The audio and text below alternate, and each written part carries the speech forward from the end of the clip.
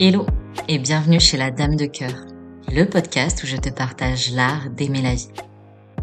Moi c'est Chloé, prof de yoga, masseuse, énergéticienne, humaine avec un petit côté magicienne.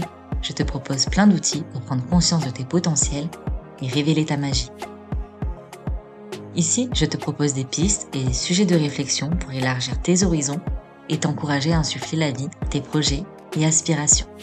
Si tu souhaites faire le plein de bonnes vibes, d'inspiration et de motivation, compte jusqu'à 3 et ensemble, on y va.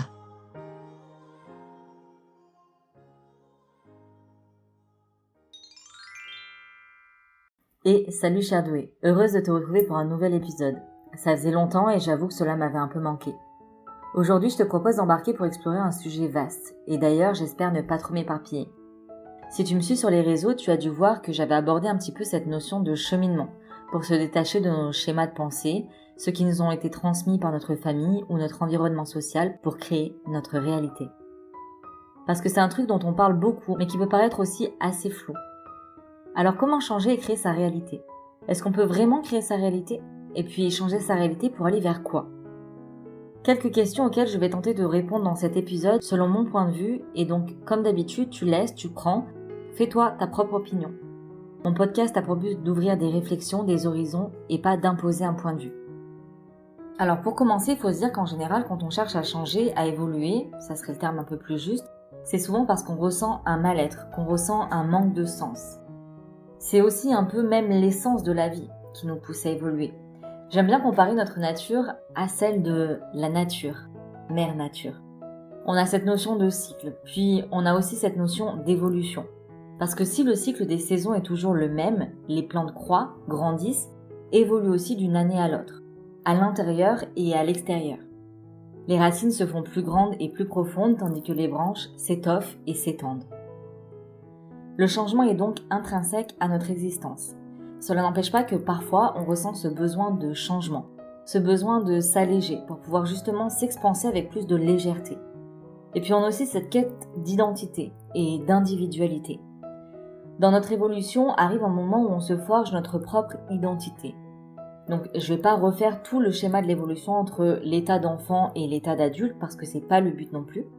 Mais cette prise d'identité et ce désir d'exister en tant qu'individu fait partie du processus d'évolution de l'être humain. Et souvent, on forge cette identité sur les modèles qu'on a eus, parents, grands-parents, professeurs, etc. Puis arrive un moment où on peut avoir envie de réaliser quelque chose, mais on se sent bloqué à le réaliser. Ou alors on s'autorise juste à le rêver sans jamais se sentir de le vivre vraiment. Ça peut être tout, un grand rêve, un petit rêve, une façon de penser, d'être, une philosophie de vie auquel on se sent aspiré. Et si on étudie un peu le pourquoi on n'y va pas, on constate que souvent c'est dû à notre héritage de croyances. Ces choses qu'on nous transmet parfois sans même s'en rendre compte, comme la peur de l'eau, pour prendre un exemple simple et efficace. On peut avoir peur de l'eau sans savoir pourquoi. Mais parce que petit, on a pu voir papa ou maman s'effrayer à la vue d'un fleuve qui déborde, ou de nous voir nous approcher d'un cours d'eau dans lequel il y avait juste 20 cm d'eau. Ou alors, pour reprendre l'exemple d'un livre que j'avais lu, on ne s'autorise pas à s'imaginer une carrière à réussite parce qu'on a eu des modèles qui nous ont inculqué, inconsciemment ou consciemment, que les gens comme nous ne sont pas faits pour ça. Par ça, j'entends succès, réussite, entreprendre, etc. Je pourrais te donner pléthore d'exemples, mais l'épisode durerait trop longtemps et tu sais que j'aime les épisodes courts et efficaces. Donc, comment on fait si on a envie de sortir de tout ça ? Étape 1, on identifie les croyances et d'où elles viennent. Je pense qu'on ne se rend même pas compte de tous les petits détails qui nous ont créé tout un enclos autour d'un tas de possibles. Parce que même de petites choses répétées ancrent une vérité. Et de toutes petites choses peuvent créer des croyances terriblement limitantes. Alors n'aie pas peur, chère douée, parce que comme je viens de te le dire, des petites choses répétées ancrent une vérité. Ça veut dire qu'une fois que tu as identifié une croyance, d'où elle provient et que tu choisis de t'en détacher, tu peux passer à l'étape 2 et choisir de la remplacer par quelque chose d'autre. Ouais, parce que le cerveau, il aime pas le vide. Donc c'est mieux si tu la remplaces que si tu élimines et puis plus rien.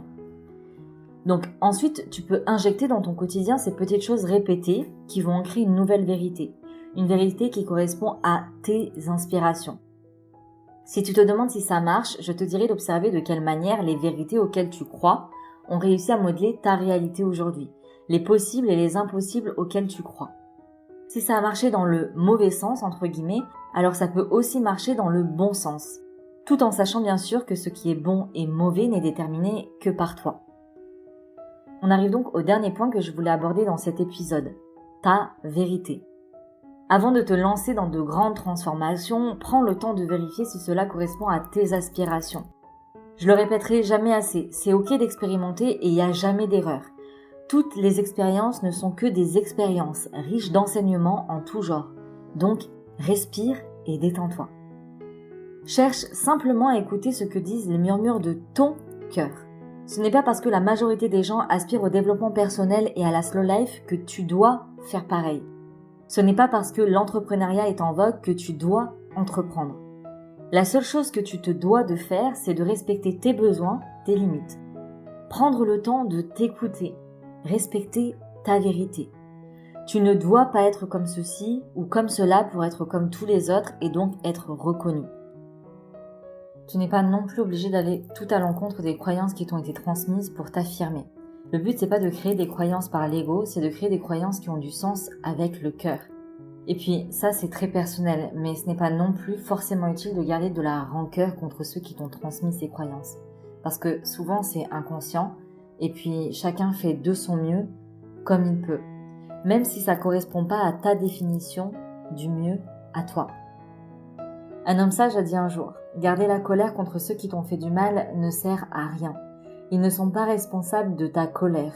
Tu as choisi de garder cette colère en toi.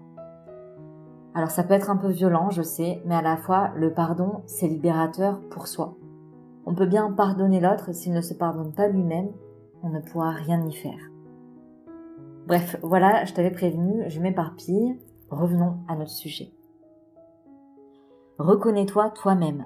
Reconnais ton unicité. Je doute que l'on puisse être heureux en construisant un bonheur qui ressemble à ce à quoi aspirent les autres. On est heureux quand on construit son propre bonheur, celui qui vibre parfaitement avec les battements de son propre cœur. On n'a pas besoin d'être validé par les autres, on se respecte et on respecte l'unicité de chacun, parce que c'est l'unicité de la lumière de chacun dont le monde a besoin. Alors respire, apprends à être toi, à aimer ton unicité et à l'affirmer. Parce que nulle autre personne que toi-même est légitime à être toi.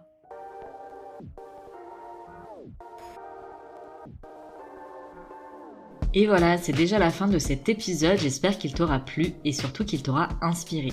Si tu souhaites découvrir un peu plus de mon univers ou prolonger l'aventure, tu peux t'abonner à mon compte Instagram eclos.si.ion. Je sais, c'est pas le nom le plus simple, du coup tu peux aussi le retrouver dans la barre de description. Dans tous les cas, on se donne rendez-vous la semaine prochaine pour un nouvel épisode et d'ici là, je te souhaite une belle semaine et t'envoie full love sur ton joli cœur de doué. Prends soin de toi.